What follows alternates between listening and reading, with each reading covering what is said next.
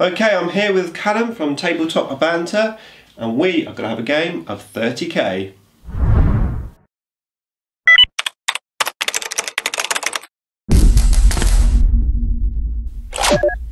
Nick speaking, and welcome to this video. Right, today, more 30k. And as I said here, I am with Callum from Tabletop Banter. Hello. How you doing? Thanks very much for coming down. Oh, thank you very much for having me. Yeah. And we are here for a practice game for That's right. tournament you're going to, aren't we? Yeah. I've got a 30k tournament. It's in Southampton. It's run by Sluggers. It's 2,250 points, and I mean it's more of a tournament, but I'm taking quite a fluffy kind of word bearer kind of list. So nothing too scary and cheesy, but yeah, plenty of fun units in there. So yeah, excellent. And of course, I'm playing my Space Wolves. Now, first up, just a little thing. I'm going to be playing 7th edition. That's right. Yeah. Rules. And also 7th edition models. But, yes, but that's fine. Yeah, but either way, it's going to be hopefully a good practice game for you. Yeah, for sure. Yeah, I'm looking forward to it. Okay, right. So let's get on with it. Have a look at the armies and get this game underway. For sure. Okay, so here is my Space Wolves army, 2,250 points. This effectively is the same list that I took against Ace Face in my first ever 30k game, and what an epic game that was.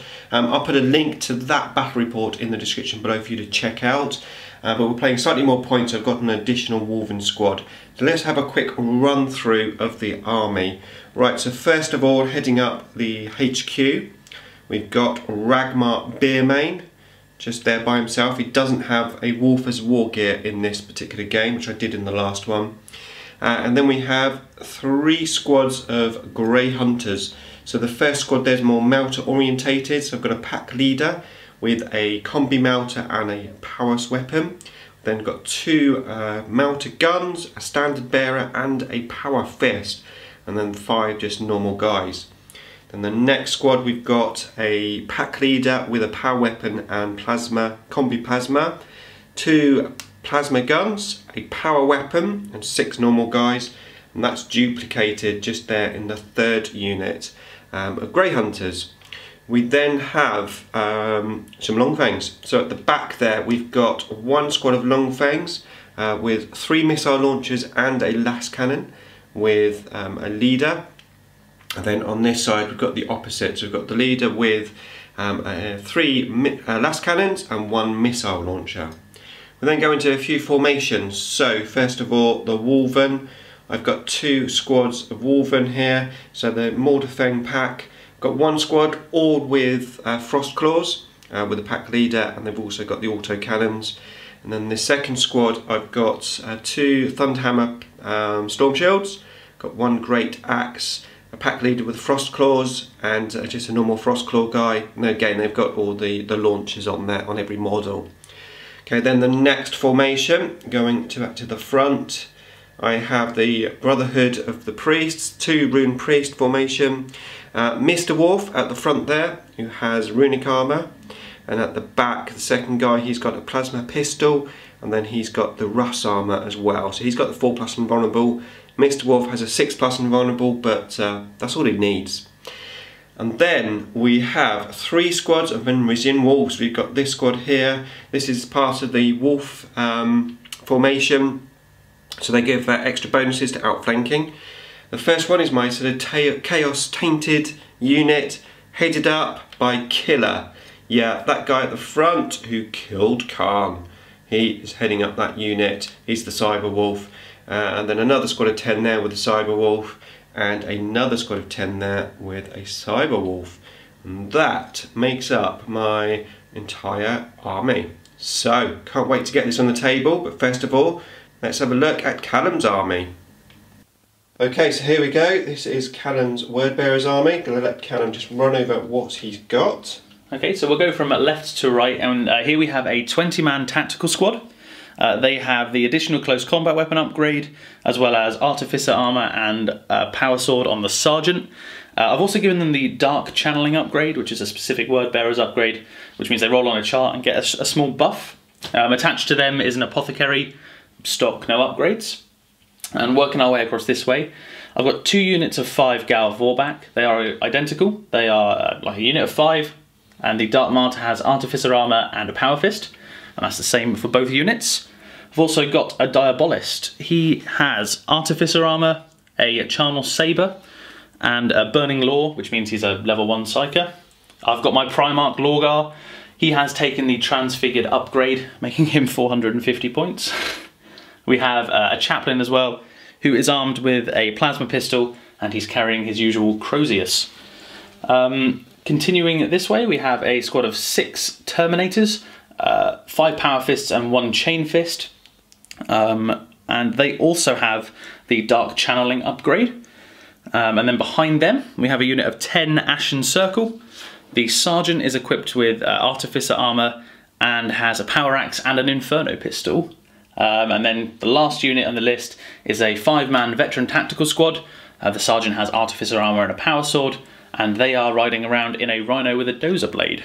And that is everything. Right, excellent. Thank you very much.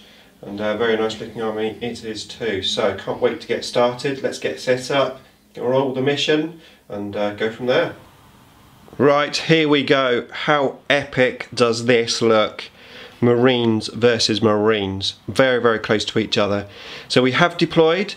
I rolled for my outflank. So I actually got outflank on 2 units of Grey Hunters, but both with the Rune Priests. So because of their joining power, I decided not to outflank them. Did my Psychic Powers, and I got the Murderous Hurricane and Jaws on Mr. Worf, and the other guy got Thundercat and Jaws on him. And then, as you can see, I've deployed. I'm going to go over the mission in a second.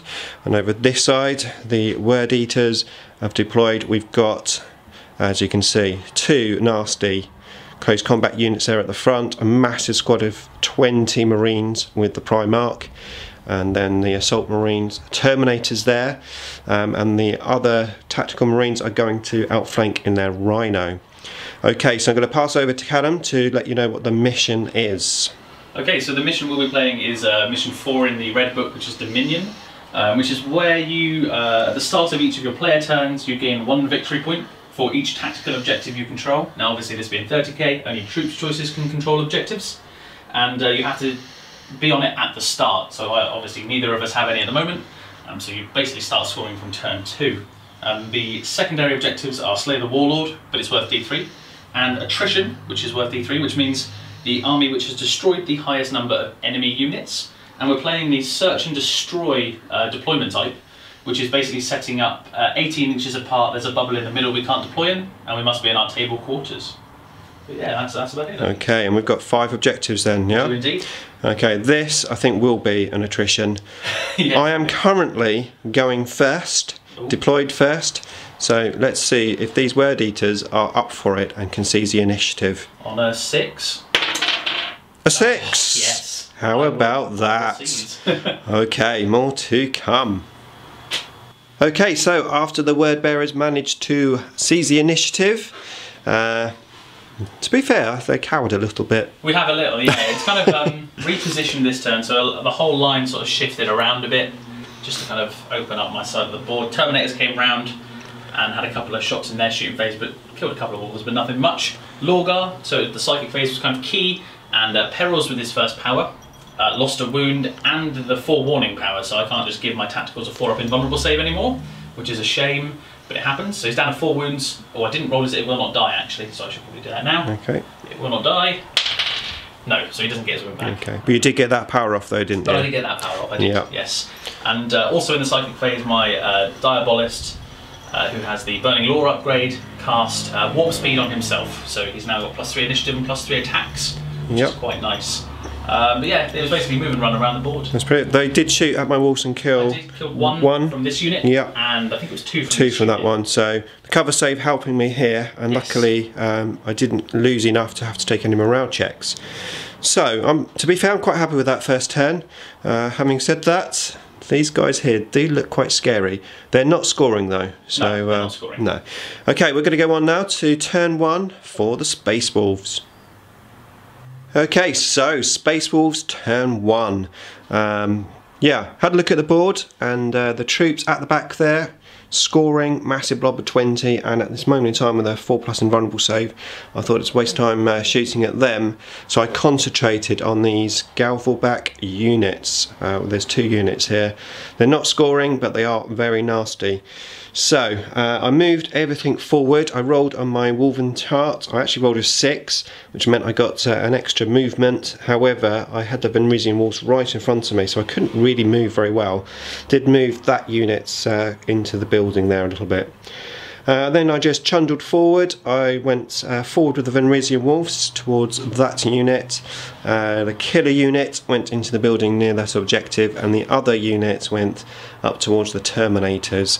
I then went to the Psychic phase, used the combined power, and managed to do very well, clear a reasonable amount of models from that unit there. I then shot this unit into them. I think I did another wound or so. The Long Fangs didn't do particularly well. I split fire between those 2 units. I did take 1 guy off of this unit, but that was about it. We then went into the assault phase. Went and assaulted the Venrisian Wolves into this unit.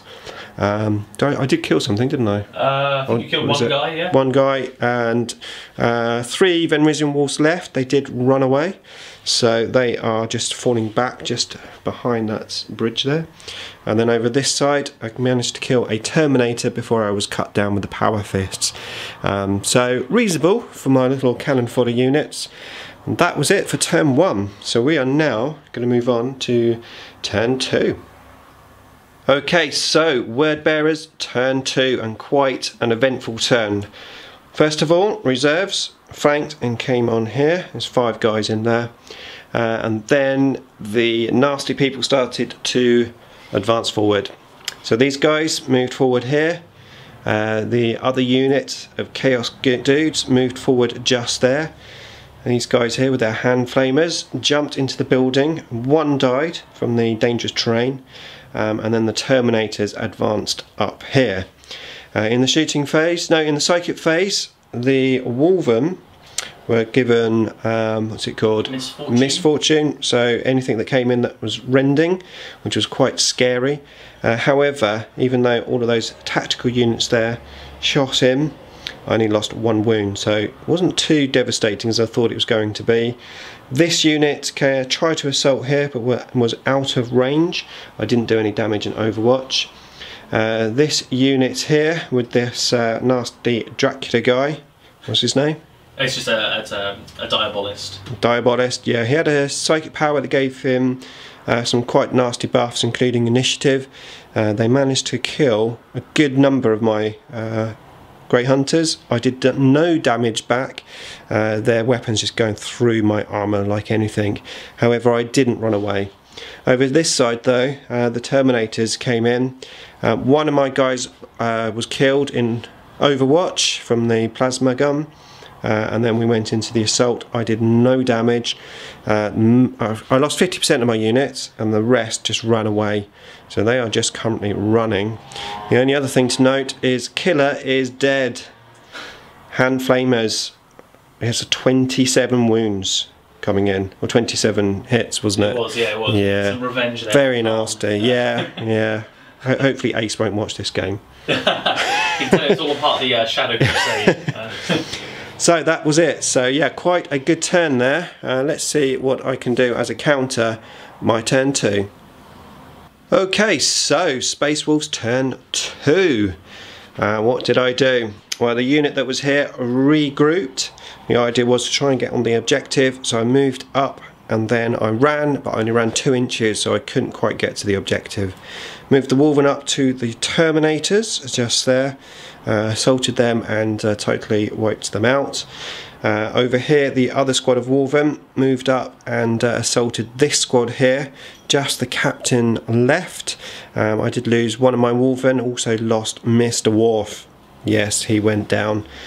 And then over this side, because of the roll that I got from Curse of the Wolven, giving me Furious Charge, etc., I decided it was time to assault these guys, and did manage to take them 2 out. Just a character left there, Chaplain, That's right, yes. Yeah. I did lose, however, half of my squad. I wasn't able to assault with the power fist because I was just out of range, and then I had to consolidate in, so I actually lost my objective in trying to take them out. However, hopefully I'll take out the chaplain this turn and maybe do some more damage later in the game.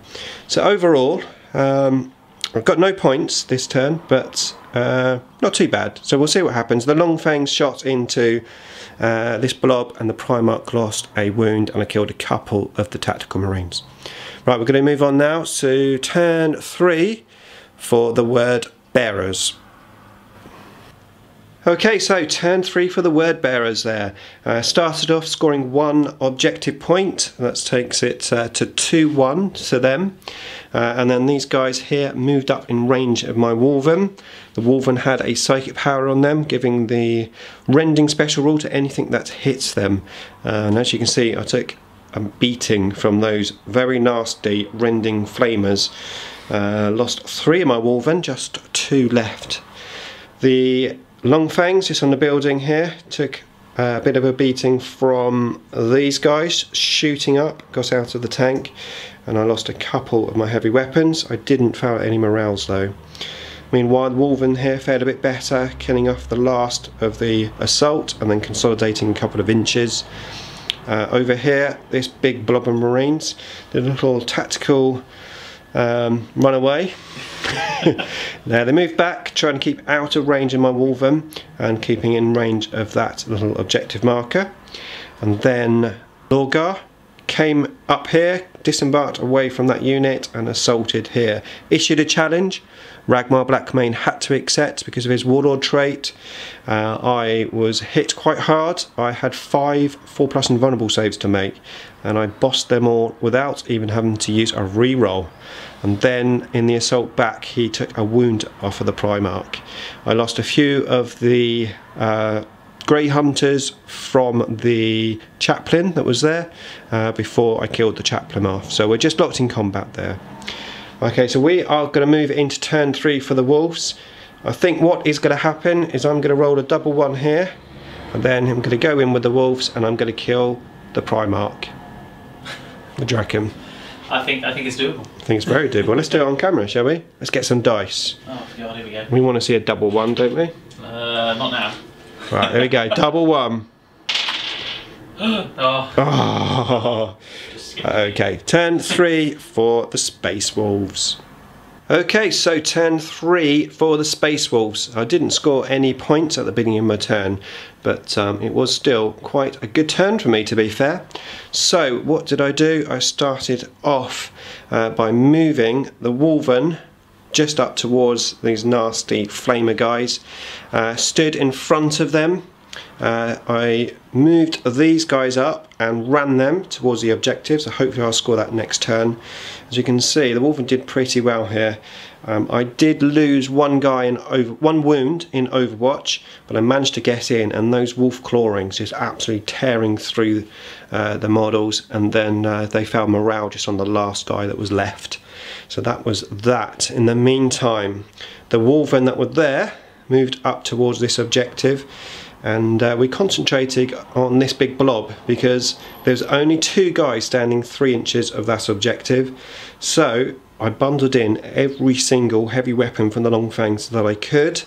Used a little template with the missile launchers, tried to get as many wounds as I could. I killed 3 guys and took them away from that objective, so that was really useful, denying a point. The Wolven were just too far out of range to assault there, so I assaulted into Lorgar. And the Wolven and the challenge went on. So first of all, Lorgar killed my Ragnar Beermane. He went down. That's going to be a Warlord. Warlord is D3 in this one. And then my Wolven killed Lorgar and took him out as well. So both Warlords gone. I consolidated back onto this objective and forward onto that objective. They're not scoring, but they're getting in range of those guys. But there's some rapid fire death coming, I believe. So hopefully next turn I might be able to score a couple of points. So it's all to play for as we move into Word Bearers turn 4. Okay, so turn 4 for the Word Bearers. These guys here moved up a little bit, and the tank shot me up the building. 7th edition rules, very weird, but yeah, tank shot me, I found morale and ran, and then those guys shot me through the building. I lost 1 missile launcher. I didn't fail my leadership check from losing 25%. And then it was all focus on this squad here trying to score this objective. These guys stood still, used one of their special rules where they get to shoot twice. Loads of bullets coming through, a reasonable amount of wounds. As you can see, everything died apart from the standard bearer. Desperation time, the Rhino shot the Storm Bolter at him, rolled +1. And that was turn 4. So we're going to move in now to turn 4 for the Space Wolves. Okay, so turn 4 for the Space Wolves, the 13th company now trying to take hold of this game. So these Longfangs here shot into the tank and managed to explode it. This guy here snapshots through the window at these but missed. He just moved trying to get out of range of these guys if my assault went wrong. However, my assault didn't really go wrong. Moved up, and as you can see, I took out a massive bunch of guys. I did lose 2 Wolven, so I've just got the Great Frost Axe and the Sergeant there with his power claws, but the Marines definitely reduced in numbers quite a bit. I tried to multi-assault, get these guys in assault as well, coming through the terrain, but I was a couple of inches out of range, so couldn't do anything there.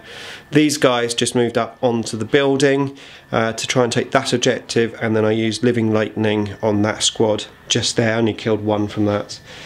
So the board is starting to look empty, but we're coming up to turn 5 and it's definitely all to play for, so let's see what happens. Okay, so turn 5 for the Word Bearers. These guys moved up, sniping through the window at my Longfangs. Didn't roll that well. I had 2 saves to make and I made them both. And then not much left else to do but the assault all the way over there, and I managed to kill 3 guys in total. So that was it. So we're going to move swiftly on to my turn 5. Potentially the last turn. It may go to 6 turns, but we'll see what happens. Okay, so turn 5 for the 13th Company Space Wolves. Started by getting 2 objective points, 1 for that guy there and 1 here, taking me up to 5. And then I moved one of the Longfangs that couldn't see, and he snapshotted down into here, and the others shot down into here, killed 2, and then that guy there with his last cannon shot in and killed another one. However, they didn't fail any morale checks, so those 2 guys just standing there.